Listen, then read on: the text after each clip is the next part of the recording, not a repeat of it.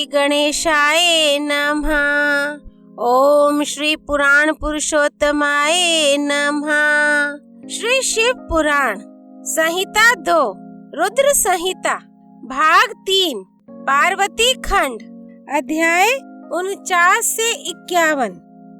शिव के विवाह का उपसंहार, उनके द्वारा दक्षिणा वितरण, वर वधु का कोहबर और वास भवन में जाना, वहां स्त्रियों का उनसे लोकाचार का पालन कराना, रति की प्रार्थना से शिव द्वारा काम को जीवन दान एवं वर प्रदान, वर वधु का एक दूसरे को मिष्टान भोजन कराना और शिव का जनवासे में लौटना।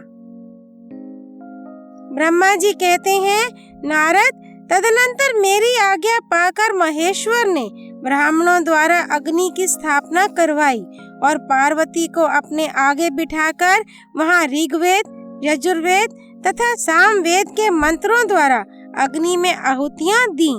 तात उस समय काली के भाई मैनाक ने लावा की अंजलि दी और काली तथा शिव दोनों ने आहुति देकर लोकाचार का आश्रय ले प्रसन्नता पूर्वक अग्नि देव की परिक्रमा की। नारद, तदनंतर शिव की आज्ञा से मुनियों सहित मैंने शिव विवाह का शेष कार्य प्रसन्नता पूर्वक पूरा किया। फिर उन दोनों दंपति के मस्तक का अभिषेक हुआ। ब्राह्मणों ने उन्हें आदर पूर्वक ध्रुव का दर्शन कराया। तत्पश्चात हृदय लंबन का कार्य हुआ। फिर बड़े उत्साह के साथ स्वस्ति वाचन किया गया। इसके पश्चात ब्राह्मणों की आज्ञा से शिव ने शिवा के सिर में सिंदूर दान किया। उस समय गिरिराज नंदिनी उमा की शोभा अद्भुत और अवर्णनीय हो गई। फिर ब्राह्मणों के आदेश से वे शिव दंपति एक आसन पर विराजमान हो भक्तों के चित्त को आनंद देने वाली उत्तम शोभा पाने लगे। मुने, तदनंतर अद्भुत लीला करने वाले उन नव दंपति ने मेरी आज्ञा पाकर अपने स्थान पर आ संस्तव प्राशन किया। इस प्रकार विधि पूर्वक उस वैवाहिक यज्ञ के पूर्ण हो जाने पर भगवान शिव ने मुझ लोक स्रष्टा ब्रह्मा को पूर्ण पात्र दान किया। फिर शंभु ने आचार्य को गोदान किया। मंगलदायक जो बड़े बड़े दान बताए गए हैं वे भी सहर्ष संपन्न किए। तत्पश्चात उन्होंने बहुत से ब्राह्मणों को पृथक पृथक 100 सुवर्ण मुद्राएं दी, करोड़ों रत्न दान किए और अनेक प्रकार के द्रव्य बांटे। उस समय सब देवता तथा दूसरे दूसरे चराचर जीव मन में बड़े प्रसन्न हुए और जोर जोर से जय जयकार की ध्वनि होने लगी। सब और मांगलिक शब्द और गीत होने लगे। वाद्यों की मनोहर ध्वनि सबके आनंद को बढ़ाने लगी। इसके बाद श्री विष्णु, मैं, देवता, ऋषि तथा अन्य सब लोग गिरिराज से आज्ञा ले बड़ी प्रसन्नता के साथ शीघ्र ही अपने अपने डेरे में चले आए।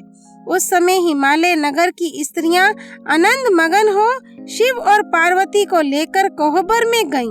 वहां उन सब ने आदर पूर्वक वर वधु से लोकाचार का संपादन कराया। उस समय सब और परमानंददायक महान उत्साह छा रहा था। तदनंतर वे स्त्रियां उन लोक कल्याणकारी दंपति को साथ ले परम दिव्य वास भवन कौतुकागार में गईं और वहां भी प्रसन्नता पूर्वक लोकाचार का संपादन किया। इसके बाद गिरिराज के नगर की स्त्रियों ने समीप आकर मंगल कृत्य करके उन नव दंपति को केली ग्रह में पहुंचाया और जय ध्वनि करती हुई उनके गंठ बंधन की गांठ खोलने आदि का कार्य संपन्न किया। उस समय उन नूतन दंपति को देखने के लिए 16 दिव्य नारियां बड़े आदर के साथ शीघ्रता पूर्वक वहां आईं। उनके नाम इस प्रकार हैं: सरस्वती, लक्ष्मी, सावित्री, गंगा, अदिति, शची, लोपामुद्रा, अरुंधति, अहिल्या, तुलसी, स्वाहा, रोहिणी, पृथ्वी, शतरूपा, संज्ञा तथा रति। ये देवांगनाएं तथा मनोहारिणी देव कन्या, नाग कन्या और मुनि कन्याएं भी वहां आ पहुंची। वहां जितनी स्त्रियां उपस्थित थीं, उन सब की गणना करने में कौन समर्थ है। उनके दिए हुए रत्नमय सिंहासन पर भगवान शिव प्रसन्नता पूर्वक बैठे। उस समय उन्होंने शिव से नाना प्रकार की विनोद पूर्ण बातें कही। तदनंतर प्रसन्नचित हुए महेश्वर ने अपनी पत्नी के साथ मिष्टान भोजन और आचमन करके कपूर डाला हुआ पान खाया। इसी अवसर पर अनुकूल समय जान प्रसन्न हुई रति ने दीन वत्सल भगवान शंकर से कहा, भगवान, पार्वती का पाणी ग्रहण करके आपने अत्यंत दुर्लभ सौभाग्य प्राप्त किया है। बताइए, मेरे प्राणनाथ को जो सर्वथा स्वार्थ रहित थे, आपने क्यों भस्म कर डाला? अब यहाँ मेरे पति को जीवित कीजिए और अपने अंतःकरण में काम संबंधी व्यापार को जगाइए। आपको और मुझको जो समान रूप से वियोग जनित संताप प्राप्त हुआ है, उसे दूर कीजिए।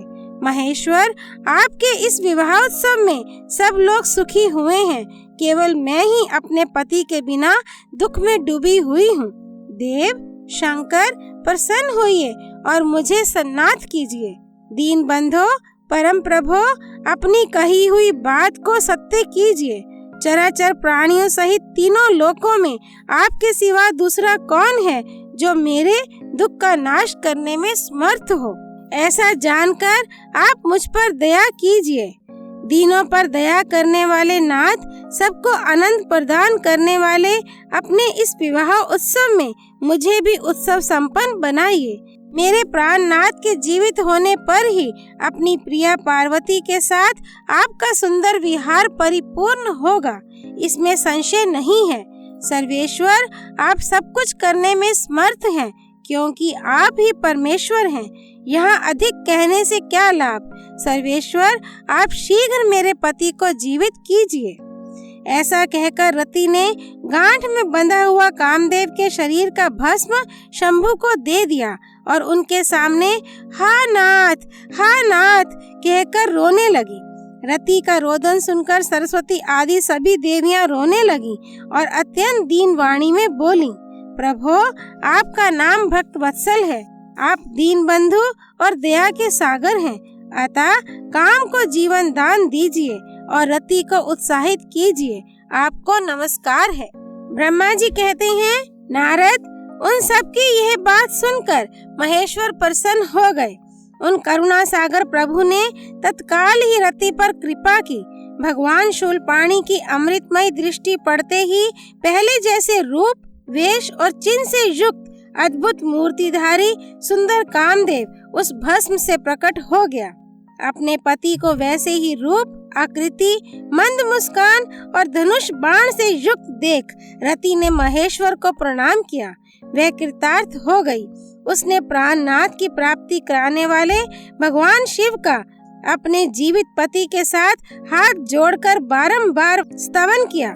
पत्नी सहित काम की हुई स्तुति को सुनकर दयार्द्र हृदय भगवान शंकर अत्यंत प्रसन्न हुए और इस प्रकार बोले।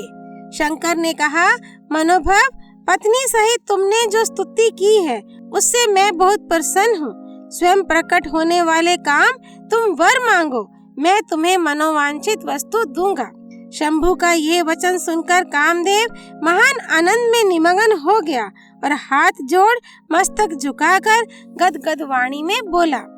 कामदेव ने कहा, देव देव महादेव, करुणा सागर प्रभु, यदि आप मुझ पर प्रसन्न हैं तो मेरे लिए आनंददायक होइए। प्रभु, पूर्व काल में मैंने जो अपराध किया था उसे क्षमा कीजिए। स्वजनों के प्रति परम प्रेम और अपने चरणों की भक्ति दीजिए। कामदेव का ये कथन सुनकर परमेश्वर शिव प्रसन्न हो बोले, बहुत अच्छा। इसके बाद उन करुणा निधि ने हंसकर कहा, महामते कामदेव, मैं तुम पर प्रसन्न हूँ। तुम अपने मन से भय को निकाल दो, भगवान विष्णु के पास जाओ और इस घर से बाहर ही रहो। तदनंतर काम शिवजी को प्रणाम करके बाहर आ गया। विष्णु आदि देवताओं ने उसे आशीर्वाद दिया। इसके बाद भगवान शंकर ने उस वास भवन में पार्वती को बाएं बैठाकर मिष्टान भोजन कराया और पार्वती ने भी प्रसन्नता पूर्वक उनका मुंह मीठा किया। तदनंतर वहां लोकाचार का पालन करते हुए आवश्यक कृत्य करके मेना और हिमवान की आज्ञा ले भगवान शिव जनवासे में चले गए। मुने, उस समय महान उत्सव हुआ और वेद मंत्रों की ध्वनि होने लगी। लोग चारों प्रकार के बाजे बजाने लगे। जनवासे में अपने स्थान पर पहुंचकर शिव ने लोकाचारवश मुनियों को प्रणाम किया, श्री हरि को और मुझे भी मस्तक झुकाया। फिर सब देवता आदि ने उनकी वंदना की। उस समय वहाँ जय जयकार, नमस्कार तथा समस्त विघ्नों का विनाश करने वाली शुभदायिनी वेद ध्वनि भी होने लगी।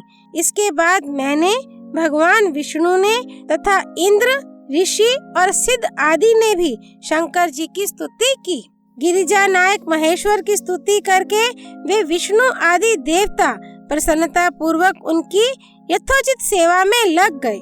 तत्पश्चात लीला पूर्वक शरीर धारण करने वाले महेश्वर शंभु ने उन सबको सम्मान दिया।